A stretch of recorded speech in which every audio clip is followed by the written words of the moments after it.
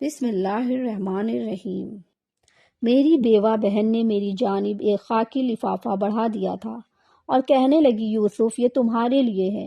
میں بڑا حیران ہوا کیونکہ آج کل ہمارے گھر کے حالات بہت زیادہ خراب تھے۔ ہمیں تو 2 وقت کی روٹی بھی نصیب نہیں ہوتی تھی۔ کل رات بھی صرف میری بہن کے 6 سالہ بیٹے ساجد کو ہی کھانا ملا تھا۔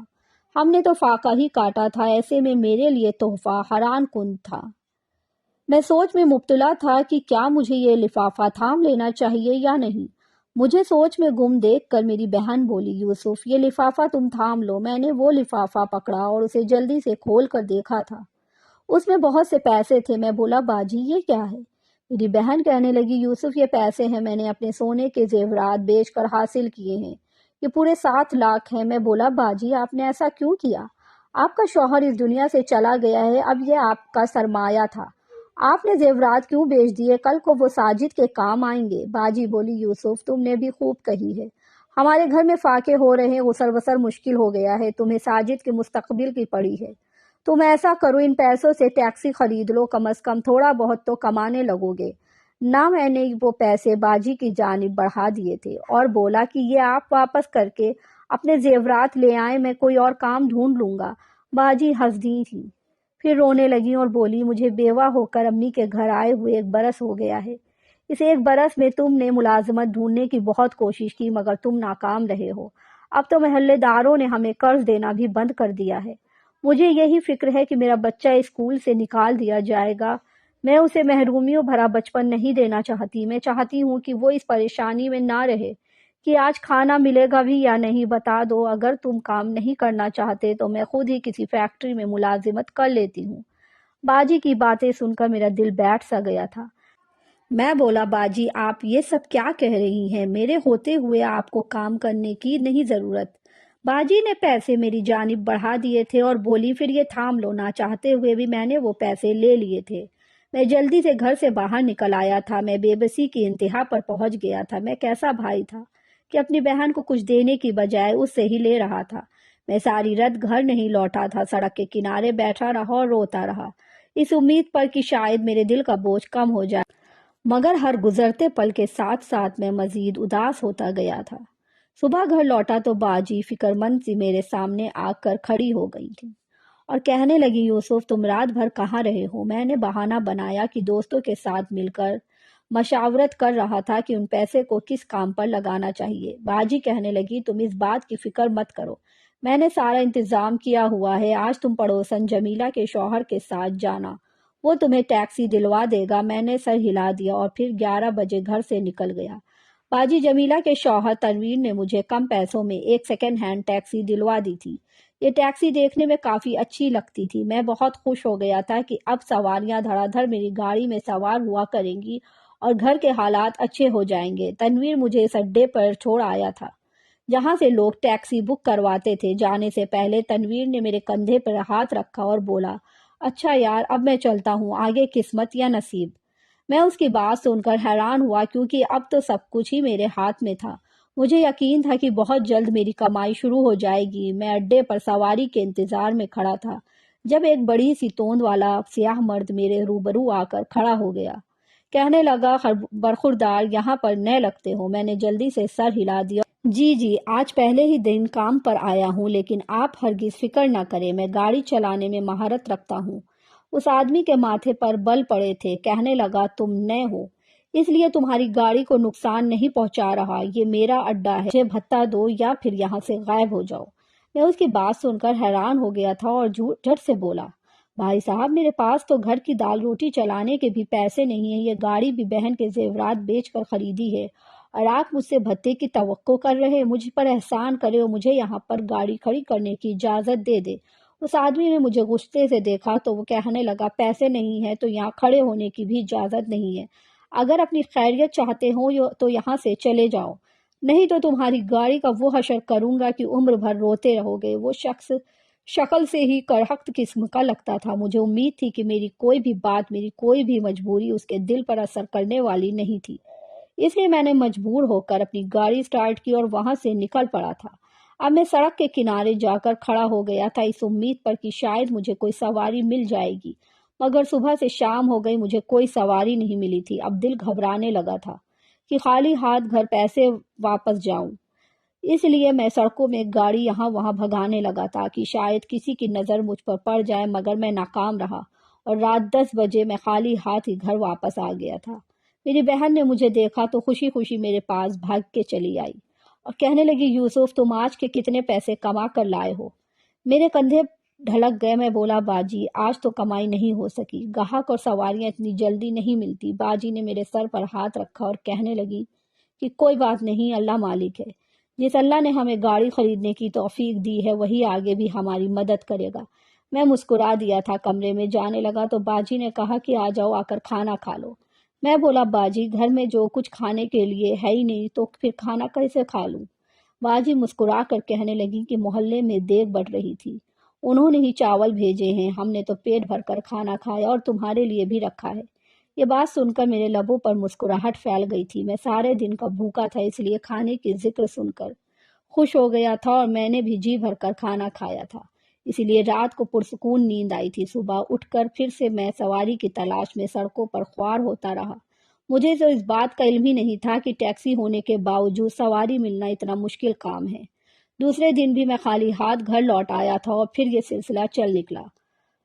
پورے 8 دن میں یوں ہی گھر سے نکلتا اور خالی ہاتھ لوٹ آتا۔ اب تو باجی بھی پریشان رہنے لگی تھی، انہیں تو یہی لگتا تھا کہ جیسے ہی ٹیکسی خرید لی جائے گی سب کچھ ٹھیک ہو جائے گا، مگر اب کچھ بھی ٹھیک ہوتا ہی نظر نہیں آ رہا تھا۔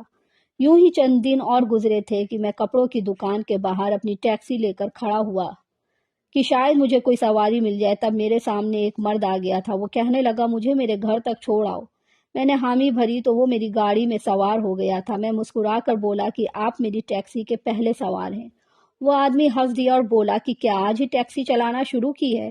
تو میں نے نفی میں سر ہلا دیا اور بولا کہ پچھلے 11 دنوں سے سواری کی تلاش میں پھر رہا ہوں، لیکن اب تک ناکام رہا تھا۔ آدمی کہنے لگا کہ یوں سڑکوں پر پھرتے رہو گے تو سواری نہیں ملے گی، تمہیں کسی اڈے پر کھڑے ہونا چاہیے۔ میری آنکھوں میں آنسو آ گئے تھے۔ میں بولا، اڈے پر کھڑے ہونے کی اجازت نہیں۔ تو وہ کہنے لگا کہ میں بھی ایک اڈے کا مالک ہوں، میں تمہیں وہاں جگہ دلوا دیتا ہوں۔ میں نے جلدی سے کہا کہ میں بھتہ دینے کی اہلیت نہیں رکھتا، میرے پاس بالکل بھی پیسے نہیں ہیں۔ تو آدمی مسکرا کر کہنے لگا کہ تم نے کبھی نیکی کا لفظ سنا ہے؟ میں ہکا بکا ہو کر اس کی جانب دیکھنے لگا تھا۔ وہ کہنے لگا، میں تمہارے ساتھ نیکی کر رہا ہوں، مجھے امید ہے کہ اللہ مجھے مزید نوازے گا اور تم بھی میرے لیے دعا کرنا۔ میں بڑا خوش ہو گیا تھا۔ پھر اس آدمی نے مجھے اپنے اڈے کا ایڈریس سمجھا دیا تو میں اس کے ساتھ وہیں پر پہنچ گیا تھا۔ اس اللہ کے بندے نے مجھے اڈے پر گاڑی کھڑے کرنے کی اجازت دے دی تھی اور پھر میری توقع سے بھی بڑھ کر میری آمدنی ہو رہی تھی۔ میں شام میں پیسوں سے بھری مٹھی کے ساتھ گھر واپس لوٹتا تھا۔ میں نے پیسے باجی کے ہاتھ پر رکھ دیے تھے۔ باجی بے انتہا خوش ہو گئی تھی۔ اس نے آگے بڑھ کر میرے سر پر بوسہ دیا اور کہنے لگی کہ مجھے یقین تھا کہ اللہ ایک نہ ایک دن ہمارے دن پھیرے گا۔ آج تم کما کر لائے ہو تو مجھے امید ہے کہ آگے بھی سب کچھ اچھا ہی اچھا ہوگا۔ میں بھی بڑا خوش اور مطمئن تھا۔ اب تو جیسے ہماری زندگی ہی بدل کر رہ گئی تھی۔ ہر روز مجھے دھڑا دھڑ سواریاں ملنے لگی تھیں اور کمائی بھی بہت خوب ہونے لگی تھی۔ میں نے چند دنوں میں ہی محلے داروں کے تمام قرض ادا کر دیے تھے۔ اپنی بہن کے بیٹے ساجد کو بھی بہترین اسکول میں داخل کروا دیا تھا۔ سب کچھ ٹھیک ہونے لگا تھا۔ اب مجھے احساس ہونے لگا تھا کہ ایک نرم دل انسان کی نیکی نے میری زندگی بدل کر رکھ دی ہے۔ میں نے بھی ٹھان لیا تھا کہ اگر میں نے اپنی زندگی میں کبھی کسی کو محتاج اور بے یار و مددگار پایا تو میں بھی اس کی ضرور مدد کروں گا، کیونکہ یہ نیکی اور احسان سلوک ہی تو ہے جس کی وجہ سے یہ دنیا ابھی تک قائم ہے۔ خیر میں نے گھر میں راشن بھی ڈلوا دیا تھا۔ ہر چیز کی ریل پیل ہونے لگی تھی۔ میں صبح کا گیا رات 11 بجے گھر لوٹتا تھا۔ باجی فکر کیا کرتی تھیں اور وہ کہنے لگی کہ یوسف تھوڑا سا آرام بھی کر لیا کرو، یوں تو بیمار پڑ جاؤ گے، تھکاوٹ تو ہوتی ہوگی نا۔ تو میں ہنس کر نفی میں سر ہلا دیتا اور کہتا کہ باجی پیسہ بہت طاقتور چیز ہے، میں نے اس پیسوں کے بغیر بھی زندگی گزار کر دیکھی ہے۔ وہ زندگی بہت بے رونق اور پھیکی سی تھی، اور اب جب ہمارے پاس سب کچھ ہے تو اب مجھے محسوس ہو رہا ہے کہ پیسہ زندگی گزارنے کے لیے بہت ضروری ہے، مگر اس چیز کو حاصل کرنے کے لیے میں تھوڑی بہت محنت کر لیتا ہوں تو اس میں کیا حرج ہے۔ میں اپنی زندگی سے خوش اور مطمئن تھا۔ باجی میری باتیں سن کر ہنس دیا کرتی تھیں۔ یوں اب گھر میں خوشیاں ہی خوشیاں تھیں۔ ایک رات بجلی چلی گئی تو ہم سب نیند سے بیدار ہو گئے تھے۔ میں صحن میں آ کر بیٹھ گیا تو میرا بھانجا ساجد بھی میرے پاس ہی بیٹھ گیا تھا۔ وہ کہنے لگا ماموں اب آپ اچھا بھلا کمانے لگو ہیں تو آپ سے یہی درخواست ہے کہ اب آپ اس گھر کی مرمت بھی کروا لیں، تھوڑا سا یہ گھر بھی ٹھیک کروا دیں، میرا تو اس گھر میں دل گھبراتا ہے، میرے ابو کا گھر بہت پیارا تھا۔ میں نے ساجد کی بات سنی تو میرا دل دکھ سا گیا۔ ساجد کے ابو کا گھر واقعی میں بہت خوبصورت تھا، مگر جب ساجد کے ابو کا انتقال ہوا تو ان دونوں ماں بیٹے کو گھر سے منحوس کہہ کر نکال دیا گیا تھا۔ اب وہ ہمارے گھر میں رہ رہے تھے۔ ہمارا گھر پرانے وقتوں میں بنا ہوا تھا، یہ آزادی سے پہلے کا گھر تھا۔ جب پاکستان آزاد ہوا تھا تو میرے دادا کے حصے میں آ گیا تھا، ان کے بعد یہ گھر میرے ابو کو ملا اور اب ہم سب اس میں رہ رہے تھے۔ میرے ابو نے اس کی مرمت نہیں کروائی تھی کیونکہ گھر میں کبھی اتنا پیسہ ہی نہیں آیا تھا کہ ہم پیٹ بھر کر کھانا کھاتے۔ اس کے باوجود جو کچھ بچا کر رکھتے جس کے گھر ٹھیک ہو سکتا۔ میں نے اپنے بھانجے کے سر پر ہاتھ رکھا اور بولا کہ تم فکر نہ کرو، آہستہ آہستہ سب کچھ ٹھیک ہو جائے گا، لیکن بجلی کے لیے تو میں ابھی انتظام کر دوں گا، میں ایک UPS خرید لوں گا۔ میری بات سن کر میرا بھانجا بے انتہا خوش ہو گیا تھا۔ خیر، چند دنوں کے مزید کمائی کے بعد میں نے ایک چھوٹا سا UPS لے لیا تھا جس سے 3 پنکھے چل جایا کرتے تھے۔ سب کچھ بالکل ٹھیک ہو گیا تھا، مگر پھر ایک صبح مجھ پر ایسی بھی آئی کہ سب کچھ بدل کر رہ گیا تھا۔ میں صبح سویرے ٹیکسی لے کر گھر سے نکلا تو دیکھا کہ سڑک پر ایک جوان لڑکی کا ایکسیڈنٹ ہوا تھا۔ وہ سڑک پر پڑی تڑپ رہی تھی، اس کے ارد گرد لوگ ہجوم کی صورت میں کھڑے تھے مگر کوئی بھی آگے بڑھ نہیں رہا تھا۔ مجھے افسوس ہوا کہ لوگ تماشا دیکھ رہے ہیں مگر مدد نہیں کر رہے۔ میں نے اسے گاڑی میں ڈالا اور اسپتال لے آیا، حالانکہ لوگ مجھے منع کر رہے تھے کہ یہ پولیس کیس ہے۔ میں نے اپنی بھی پرواہ نہ کی کہ لڑکی کے پاس جو چیزیں موجود تھیں ان کے ذریعے اس کی شناخت کر لی گئی تھی اور اس کے باپ کو بھی اسپتال بلا لیا گیا تھا۔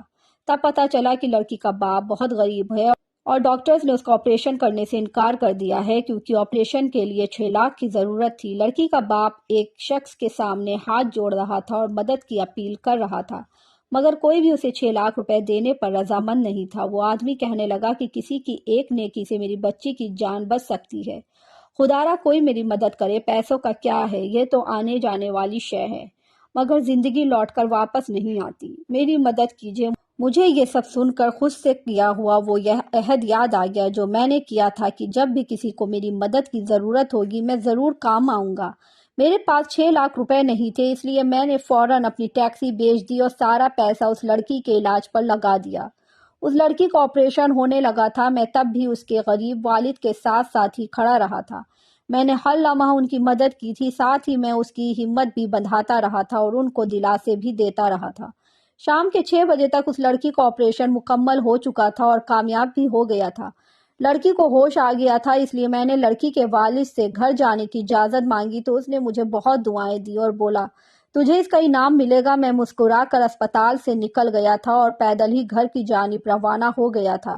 میرے لیے یہی کافی تھا کہ مجھے دعائیں مل گئی تھیں۔ گھر میں راشن وغیرہ تو موجود تھا، اس لیے میں نے ٹیکسی بیچنے میں زیادہ دیر نہیں لگائی تھی۔ میں نے سوچا کہ جب تک گھر میں پڑی چیز ختم ہونے لگیں گی تب تک مجھے کوئی نہ کوئی کام مل جائے گا، اور پھر امید تھی کہ اس بزرگ کی دعائیں رائگاں نہیں جائیں گی، اللہ میری مدد کرے گا۔ خیر رات گئے، میں جوں ہی گھر کے اندر آیا تو میرے پیروں تلے زمین نکل گئی، کیونکہ میرے گھر کی حالت بہت بری ہو چکی تھی، ہر شے اجڑی پڑی تھی۔ ایسا لگتا تھا جیسے کوئی بہت بڑا طوفان میرے گھر سے ہو کر گزرا ہے۔ میں جلدی سے گھر میں داخل ہوا تو میری بہن بھاگتی ہوئی آ کر میرے گلے لگ گئی تھی، وہ پھوٹ پھوٹ کر رو رہی تھی۔ میں بولا مجھے کچھ تو بتاؤ کہ ہوا کیا ہے، یہ سب کس نے کیا ہے؟ تب میری امی کہنے لگی یوسف ہمارے ساتھ بہت ظلم ہو گیا ہے، نہ جانے پولیس کو کس نے یہ اطلاع دی کہ ہم غیر قانونی کام کرتے ہیں اور اسی لیے ہمارے گھر میں چھاپا مارنے آئے تھے۔ انہوں نے گھر کی ایک ایک چیز کو اٹھا کر تہس نہس کر دیا ہے اور ساتھ ہی ساتھ جو تم نے راشن ڈلوایا تھا وہ بھی اٹھا کر لے گئے ہیں، اور یہ کہنے لگے کہ ہم نے اس کو بھی چیک کرنا ہے، کہیں اس میں کچھ نہ چھپایا ہو۔ میں نے جب یہ باتیں سنی تو ہکا بکا رہ گیا، یہ سب کیسے ہو سکتا ہے؟ میں نے دیکھا کہ ہمارے صحن کو کھود ڈالا گیا تھا۔ میرا 6 سالہ بھانجا ایک چارپائی پر ڈرا سہما بیٹھا ہوا تھا۔ میں اس کے پاس گیا اور بولا کہ بیٹا ساجد، پریشان ہونے کی ضرورت نہیں ہے، سب کچھ ٹھیک ہو جائے گا۔ تو اس نے میرے کندھے پر ہاتھ رکھا اور بولا ماموں میں پریشان نہیں ہوں، مجھے امید ہے کہ جس طرح آپ نے پہلے سب کچھ ٹھیک کر دیا تھا اب بھی ویسے ہی کر دیں گے۔ اب تو آپ کے پاس ٹیکسی بھی ہے، میری امی کو اپنا زیور بیچنے کی ضرورت نہیں پڑے گی۔ ساجد کی بات سنی تو مجھے شرمندگی نے آن گھیرا تھا، اس بچے کو کیا معلوم تھا کہ میں تو ٹیکسی ہی بیچ آیا ہوں، سب کے چہرے اترے ہوئے تھے، مگر پھر بھی انہیں امید تھی کہ یوسف سب کچھ ٹھیک کر دے گا، لیکن کوئی کہاں جانتا تھا کہ اب تو میرے ہاتھ میں بھی کچھ بھی نہیں تھا۔ مجھے تو امید نہیں تھی کہ میرے ساتھ ایسا بھی ہو سکتا ہے۔ میرے دماغ میں باجی کی دعائیں گھومنے لگی تھیں۔ اس نے مجھے دعائیں دی تھی کہ میں نے نیکی کی تھی اور اس کا صلہ مجھے کیا ملا تھا، کہ جب میں گھر واپس آیا تو میرا گھر ہی اجڑا ہوا تھا۔ خیر رات تو یوں ہی بیت گئی تھی، میں سب کو دلاسے دیتا رہا۔ صبح جب میں کام پر نہیں گیا تو امی کہنے لگی، یوسف تو کام پر چلا جا، کمائیں گے نہیں تو ہم کھائیں گے کہاں سے؟ اب تو ہمارے گھر میں نہ دال ہے نہ آٹا کی روٹی پکا کے کھا لیں۔ میں بولا، امی میری طبیعت نہیں ٹھیک، ہم کسی محلے دار سے قرض پکڑ لیتے ہیں۔ تو امی نے مجھے گھور کر دیکھا تھا اور کہنے لگی، یہی محلے دار حسد کا شکار ہو گئے تھے، جب ہی تو انہوں نے پولیس میں ہماری شکایت کی تھی، نہ یہ ہم پر جھوٹی تہمت لگاتے اور نہ ہی ہم یہ دن دیکھتے۔ میں چپ ہی رہا۔ خیر امی کو ٹالنے کے لیے میں گھر سے باہر نکل تو گیا تھا، مگر کہاں سے کچھ کماتا۔ شام میں جب خالی ہاتھ واپس آیا تو سب کے منہ لٹک گئے تھے۔ میرا بھانجا کہنے لگا، ماموں میرا بھوک سے برا حال ہو رہا ہے، کچھ تو لے آتے۔ میں جلدی سے باہر گیا اور محلے کی دکان سے کچھ سودا ادھار لے آیا۔ وہ میں نے گھر میں دیا تو باجی میرے پاس آ کر بیٹھ گئی اور کہنے لگی، یوسف مجھے ایسا لگ رہا ہے کہ کچھ نہ کچھ گڑبڑ ہے، تم مجھے پریشان لگ رہے ہو، مجھے بتاؤ تو تم کیا ہوا ہے؟ میں نے کہا، باجی میں نے ٹیکسی بیچ دی ہے، میری بہن ہکا بکا رہ گئی۔ وہ کہنے لگی، تم یہ کیا کہہ رہے ہو؟ تم نے ٹیکسی کیوں بیچ دی؟ تو میں نے کہا، اسے ساری بات بتائی کہ کس طرح سے ایک لڑکی موت کے منہ میں چلی گئی تھی، اس کے علاج کے لیے پیسوں کی ضرورت تھی، اگر میں انتظام نہ کرتا تو وہ جان سے ہاتھ دھو بیٹھتی۔ باجی چپ چاپ میری طرف دیکھتی رہ گئی تھی، وہ مجھ سے کچھ کہنا چاہ رہی تھی مگر بول ہی نہیں پا رہی تھی۔ امی آگے بڑھی اور کہنے لگی، تمہاری نیکی اب ہمارے پیٹ بھرے گی کیا؟ ساری زندگی تو بھوکے رہے، اب ہاتھ میں 4 پیسے آنے لگے تو تمہیں نیکی کا بخار چڑھ گیا۔ مجھے یہ بتاؤ کہ آج تک تمہارے ساتھ کس نے نیکی کی تھی؟ تمہاری بہن نے ہی اپنے زیور بیچے، تب جا کر گھر کی حالات ٹھیک ہوئے ہیں، اور تم نے وہ ٹیکسی ہی نیکی کی بھیٹ چڑھا دی۔ میری بہن آگے بڑھی اور بولی، امی یوسف نے اچھا کام کیا، اسے کچھ مت کہیں۔ امی کہنے لگی، اچھا کام گیا بھاڑ میں، ہمیں کیا ملے گا اس کے اچھے کام سے؟ 2 وقت کی روٹی ملے گی کیا؟ اس لڑکی کا باپ پیسوں کا انتظام کر لیتا جہاں سے مرضی، کم از کم ہمارے پیٹ پر یہ یوسف لات تو نہ مارتا۔ میں یہ باتیں سن کر بہت غمزدہ ہو گیا تھا اور رونے لگا تھا۔ میری بہن مجھے کہنے لگی، سب کچھ ٹھیک ہو جائے گا۔ بہن کے کہنے کے باوجود بھی کچھ بھی ٹھیک نہیں ہوا تھا، سب کچھ پہلے جیسا ہونے لگا تھا۔ ہمارے گھر میں پھر سے غربت اور فاقے ہونے لگے تھے۔ امی سارا دن بیٹھی مجھے باتیں سناتی رہتی تھی، جبکہ ساجد بھی بہت اداس رہتا تھا۔ وہ میرے پاس آ کر بیٹھ گیا اور کہنے لگا، ماموں کیا نیکی بہت بری چیز ہوتی ہے؟ میں جلدی سے بولا، نہیں بیٹا ایسی کوئی بات نہیں، تم ایسا کیوں کہہ رہے ہو؟ تو وہ کہنے لگا کہ جس دن سے آپ نے نیکی کی ہے ہمارے گھر کے حالات خراب ہو گئے ہیں، تو مجھے ایسا لگنے لگا کہ نیکی اچھی نہیں ہوتی۔ میں نے اس کے سر پر ہاتھ پھیرا اور بولا کہ بیٹا نیکی تو اچھی ہوتی ہے، مگر آزمائش بھی تو اللہ کی طرف سے آنا ہوتی ہے، نہ تم یہ سمجھو کہ یہ آزمائش اللہ کی طرف سے آئی ہے۔ مجھے امید ہے کہ ایک نہ ایک دن سب کچھ ٹھیک ہو جائے گا۔ ساجد اداس سا بیٹھا تو میں کہنے لگا کہ جاؤ تم صحن میں جا کر کھیلو۔ تو وہ بولا، ماموں سارا صحن ٹوٹا پڑا ہے، میں وہاں کھیلتا ہوں تو پاؤں زخمی ہو جاتے ہیں۔ میں بولا، تم ٹوٹے ہوئے صحن کے پاس ہی بیٹھ کر کھیلو، چھوٹے بچوں کو تو مٹی سے کھیلنے کا بہت شوق ہوتا ہے، تم بھی مٹی میں کھیلو، تمہارا دل لگ جائے گا۔ اس نے کہا، ٹھیک ہے۔ وہ اتنا کہہ کر کمرے سے باہر نکل گیا اور مٹی میں کھیلنے لگا، جبکہ میں بستر پر پڑا سوچنے لگا تھا کہ نیکی بھی ہر انسان نہیں کر سکتا۔ مجھے کم از کم یہ تو سوچنا چاہیے تھا کہ میں گاڑی بیچ کر گزارا کہاں سے کروں گا، لیکن پھر میری آنکھوں کے سامنے اس لڑکی کے والد کی شکل گھوم گئی۔ اس کے چہرے پر جو خوشی تھی وہ فانی نہیں تھی۔ ساجد تھوڑی دیر کھیلنے کے بعد بھاگتا ہوا میرے پاس آیا اور کہنے لگا، ماموں صحن میں کوئی چیز پڑی ہے۔ میں بہت حیران ہوا اور اس کے ساتھ باہر گیا۔ اس نے اشارہ کیا صحن کے اندر کوئی چیز تھی۔ وہ کہنے لگا، ماموں یہ کسی کی لاش ہے کیا؟ اس کی بات سن کر میں اور ڈر گیا کہ کہیں اب میرے لیے کوئی نئی آزمائش نہ کھڑی ہو جائے۔ اگر ہمارے گھر سے کوئی لاش نکل آئی تو کیا ہونا تھا؟ میں نے ساجد کو پیچھے کیا اور ہاتھوں سے مٹی کو کھودنے لگا تھا۔ وہ ایک سفید کپڑا تھا۔ میں نے جب کافی ساری مٹی کھود لی تو دیکھا کہ ایک چھوٹا سا کپڑا تھا جس کے اندر کچھ بندھا ہوا تھا۔ اب میں ڈر بھی رہا تھا کہ کیا مجھے اسے کھولنا چاہیے یا نہیں، مگر میں نے ہمت کی اور اللہ کا نام لے کر اس پوٹلی کو کھول دیا تھا۔ یہ دیکھ کر تو میری آنکھیں چوندھیا گئی تھیں کہ اس پوٹلی میں سونے کے زیورات پڑے ہوئے تھے۔ اتنا ہی نہیں بلکہ سونے کے سکے بھی پڑے تھے۔ میں جلدی سے چلایا، امی اور باجی جلدی سے ادھر آئیں۔ وہ بھی بھاگتی ہوئی میرے پاس آ گئی تھیں۔ جب ان کی نظریں زیورات پر پڑی تو وہ بھی حیران رہ گئی تھیں۔ ہم نے تحقیق کی تو پتہ چلا کہ یہ زیورات یہاں سے ہجرت کر کے جانے والے چھوڑ کر گئے تھے۔ جو بڑی دیر سے یہاں پر دفن تھی اور نہ جانے کب تک یوں ہی رہتی، شاید صدیاں یوں ہی گزر جاتی، مگر یہ ہمارے حصے کی دولت تھی۔ ہم سب کی آنکھوں میں آنسو تھے، وہ زیورات ہمارے بہت کام آئے تھے، ہماری زندگیاں یکسر بدل کر رہ گئی تھیں، ہمارے حالات اچھے ہو گئے تھے۔ بہن کے جو زیورات بیچے تھے اسے بھی نئے بنوا دیے تھے، ساجد کو اچھے اسکول میں داخل کر دیا گیا تھا، ہم نے پوش علاقے میں نیا گھر لے لیا تھا، میری بہن کے لیے بھی ایک اچھا رشتہ آ گیا تھا۔ وہ لڑکا ساجد کو بھی قبول کرنے پر تیار تھا، بہن کی رضامندی سے امی نے یہ رشتہ طے کر دیا تھا۔ بہن بیاہ کر چلی گئی، اب وہ اپنے گھر میں بہت خوش ہیں۔ اب امی اکثر میرے پاس آ کر بیٹھ جاتی ہیں اور کہتی ہیں کہ یوسف، ہمارے یہ جو حالات بدلے ہیں فقط تمہاری وجہ سے ممکن ہوا ہے۔ اگر تم یہ نیکی نہ کرتے تو ہم ابھی بھی 2 وقت کی روٹی کے لیے ترس رہے ہوتے۔ تم نے اپنی بسط سے بڑھ کر نیکی کی تو اللہ نے ہمیں ہماری اوقات سے بڑھ کر نواز دیے ہے۔ اللہ کے کام میں وہ کسی کا ادھار نہیں رکھتا۔ کسی کے ساتھ نیکی کریں تو وہ لوٹ کر واپس ضرور آتی ہے، جیسے میرے ساتھ ہوا تھا۔ میں نے تو اپنی زندگی کے تجربوں سے یہ ہی سیکھا ہے کہ اللہ اپنی مخلوق کے ساتھ بھلائی کرنے والوں کو بہت زیادہ نوازتا ہے۔ اللہ حافظ۔